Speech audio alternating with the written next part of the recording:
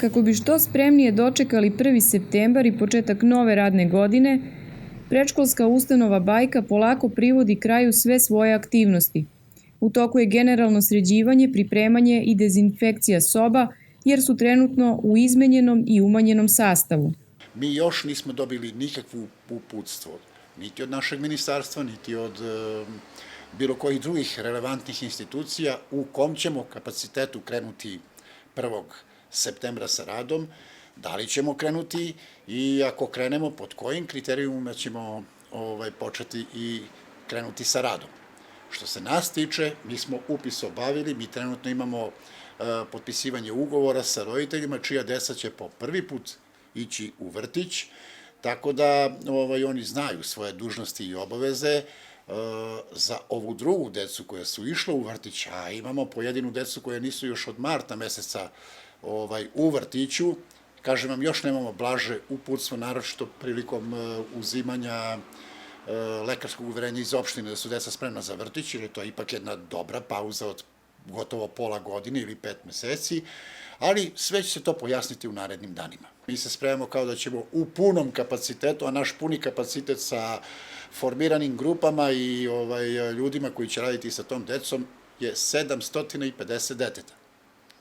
A da li ćemo ostati na onoj distanci od 2 metara puta 2 metara, da li ćemo ostati sa maskama ili čime god i šta god, to će nam blagovremeno, nadam se, relevantni institucije, a prvenstveno mislim na Ministarstvo prosvete, javiti na vreme. Iako su mnogi roditelji bili zabrinuti zbog maski koje će mališani nositi u vrtiću, u predškolskoj ustanovi Bajka kažu da su deca dobro prihvatila novonastalu situaciju. Oni imaju te maske u okruženju. Gde god da odu, neko nosi masku. Da li je to u gradu, u poslastičari ili u najobičnijoj šetnji, u komšiluku, šta god, gde god. Čak imaju nekima što vidite, roditelji su nabavili deci ovako prijemčivije, dečjem uzrastu maske, one su oslikane, one su sa možda nekim dečjim junakom, veselije su, razdraganije su i deca gotovo da niko nije reagovao. Evo, ja sam svakog jutra ovde prilikom prijema dece na ulazu, roditelji dolaze preventivno samo do vrtića, do ulazne ih vratiju, vaspitači ih preuzimaju i vode u svojim grupama. Da su to savršeno dobro su prihvatila, razumeju, znaju da se nešto dešava, a da to što se dešava je vrlo važno i važno prvenstveno i za njih.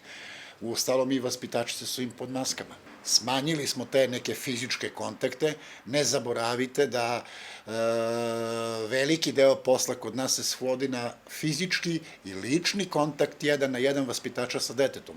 Za mališane koji od marta meseca nisu išli u vrtić još uvek nemaju jasna uputstva, ali pripremaju se za novu radnu godinu kao i dosad, u punom kapacitetu. Upis je završen, a u toku je potpisivanje ugovora sa roditeljima čija će deca po prvi put krenuti u vrtić.